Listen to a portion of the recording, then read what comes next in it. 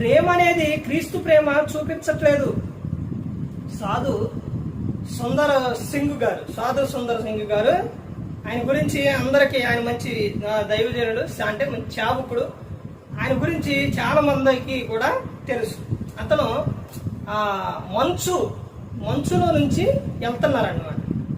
ఎవరు వెళ్తున్నారంటే 3 వ్యక్తులు వెళ్తున్నారు. ఆయనతో పాటు ఇంకొక 2 వ్యక్తులు వెళుతున్నారు.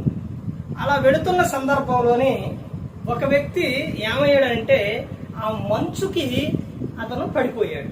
ఒక వ్యక్తి పడిపోయిన తర్వాత ఆ ముందున్న వ్యక్తి ఏమన్నాడంటే వచ్చాయి అంటున్నాడు. సాధు సుందర్ సింగ్ గారు అతను వదిలిపెట్టి ఎలా వెళ్తావు అని అంటే, మనం నడవటానికే ఒకళ్ళకొకళ్ళు పట్టుకొని నడవాలి, ఒకళ్ళకొకళ్ళు సహాయం తీసుకోవాలి. ఒకళ్ళొకళ్ళు నడవటమే కష్టం అండి ఆ మంచులో, ఎడారి అది ఆ మంచులో ఆ తుఫాను అందులోని. అలాంటి సందర్భాల్లోని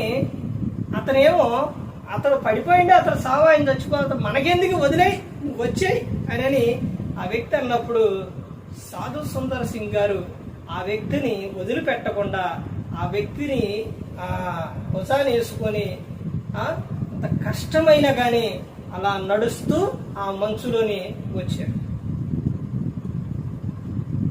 మంచులో వస్తూ ఉంటే ఎదరకొచ్చిన తర్వాత ఒక వ్యక్తి పడిపోయి ఉన్నాడు. ఎవరి వ్యక్తి పడిపోయి ఉన్న వ్యక్తి అని చూస్తే ఆ ముందు మాట్లాడిన వ్యక్తి. తీరా ఇతని దింపి అతను చూస్తే అతను ఏమైపోయాడు, చనిపోయాడు. కారణం ఏంటో తెలుసండి.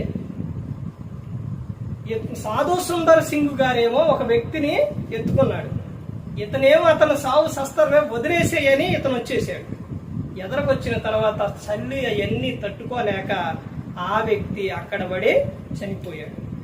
సాధు సుందర్ సింగ్ గారికి ఏమీ కాలేదు.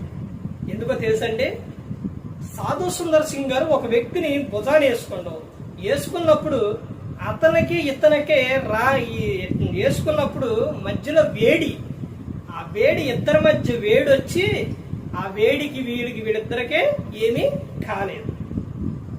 కానీ ఎదరొచ్చిన వ్యక్తి నాకెందుకులే, అతను సావు, ఆయన సత్తర్ని వదిలేయన్న ఆయన ఏమైపోయాడు, చనిపోయాడు.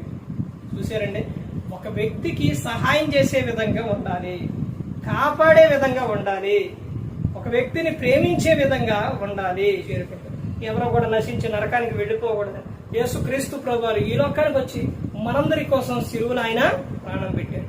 ప్రతి ఒక్కరు కూడా దేవుని యందు భయభక్తులు కలిగి పరిశుద్ధాత్మ మాట ఇంటూ హృదయశుద్ధిని కాపాడుకుంటూ క్రీస్తుని పోలి నడుచుకున్నప్పుడు ఈ లోకం విడిచినప్పుడు పరలోకానికి చేరుకుంటారు. మరి ఈ విధంగా నిలబెట్టి మాట్లాడించిన తండ్రి దేవునికి కృతజ్ఞతాస్తుతులు చెల్లిస్తూ ఇంతవరకు శ్రద్ధగా ఉన్న మీకు ప్రభు పేట నా హృదయపూర్వకంగా చెల్లిస్తూ ఈ మాటలు ముగిస్తున్న అందరికీ